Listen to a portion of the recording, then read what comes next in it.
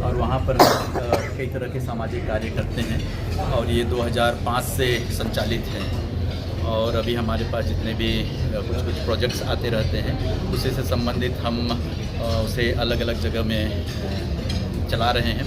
और अभी वर्तमान में हमारे पास 2 प्रोजेक्ट्स हैं जो एक मैनपाट में है और इसी से संबंधित है, जिसका सेमिनार आज हमने किया है। पढ़ाकू बच्चों पर या तो माझी मझवार, पहाड़ी कोरवा, उरांव, इन सभी बच्चों का हम या तो फिर आदिवासी पूरे उनकी संस्कृति को लेकर के, उनके रहन सहन को लेकर के, उनकी पढ़ाई लिखाई, स्वास्थ्य को लेकर के हम अभी एक स्टडी कर रहे हैं। इसी के साथ साथ में जमशेदपुर अमलगम स्टील जो है वो CSR के तहत हम एक प्रोजेक्ट वहाँ चला रहे हैं, जहाँ हम 721 बच्चों को फ्री में ट्यूशन दे रहे हैं वहाँ। तो वहाँ जो गरीब बच्चे हैं वे आते हैं सेंटर में और हर विषय का वहाँ पर एक टीचर रखा गया है और वे उन्हें पढ़ा रहे हैं। स्कूल तो जाते ही हैं, लेकिन स्कूल में जैसे अच्छे स्कूल में नहीं जा सकते हैं, फीस नहीं दे सकते हैं, वैसे बच्चों के लिए हमने वहाँ पर एक सेंटर खोला है और 721 बच्चे। निश्चित है आप जो शिक्षा के स्तर को जो उठाने की कोशिश कर रहे हैं बच्चों को, उन बच्चों को जो ग्रामीण क्षेत्र से आते हैं उनका एक जीवन स्तर भी उठने के लिए रहेगा और साथ साथ इस एजुकेशन के जरिए जो माध्यम से आप फ्री एजुकेशन देते हैं या फ्री कोचिंग दे रहे हैं, वो बच्चे अपने भविष्य को लेकर कितने आश्वस्त होते हैं? देखिए, इसमें अगर हम किसी के जीवन में परिवर्तन लाना चाहते हैं तो शिक्षा ही एक माध्यम है जिसके माध्यम से हम बच्चों के जीवन में और ओवरऑल डेवलपमेंट अगर हम कहें तो सुधार हो सकता है।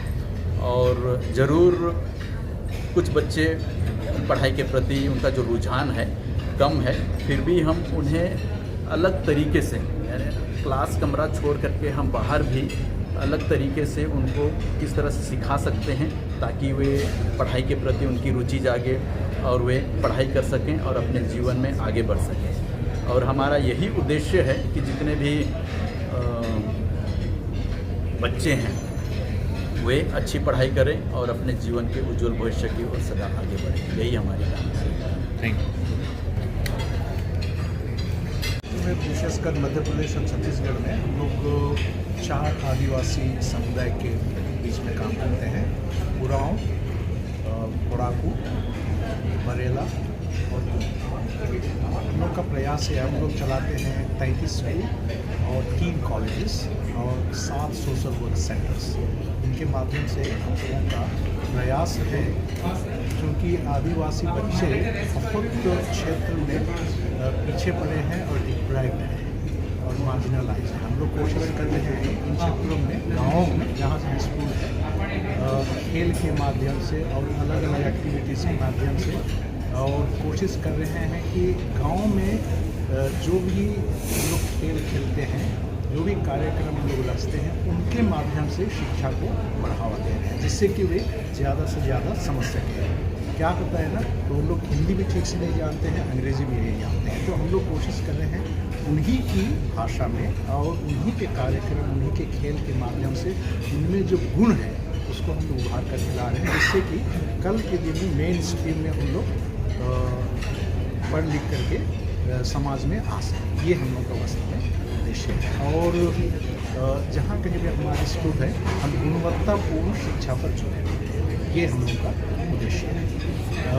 कई जगह कई अर्थ में ये पीछे पड़े हुए हैं, बहुतों का ध्यान भी नहीं जा रहा है, तो हम लोग ऐसे ऐसे बच्चों को जहाँ दूसरे NGOs और ऑर्गेनाइजेशन नहीं पहुँच पाते हैं, वहाँ ये यीशु समाज के जितने भी फादर्स हैं वो काम करते हैं और ये 3 संस्थाओं के माध्यम से भी काम कर रहे हैं। यहाँ जिस्सा है और शिप्रा फाउंडेशन है और हम लोग का यहाँ कैंपेन स्कूल रायपुर 2 दिन साथ है।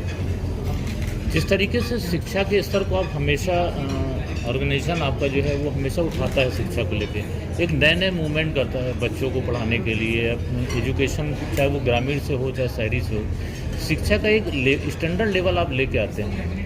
आज की डेट में आप एक नया स्टैंडर्ड लेके जा रहे हैं कि बच्चा जिस भाषा में जिस स्तर पे रह रहा है, चाहे वो खेल रहा हो तो उसी भाषा में, यदि वो किसी ग्रामीण भाषा में है तो उसी आधार पे आप उसको सिखाने की कोशिश कर रहे हैं। ये आपके मन में कैसे विचार आया कि हम इसको प्लेटफॉर्म में रख के दें?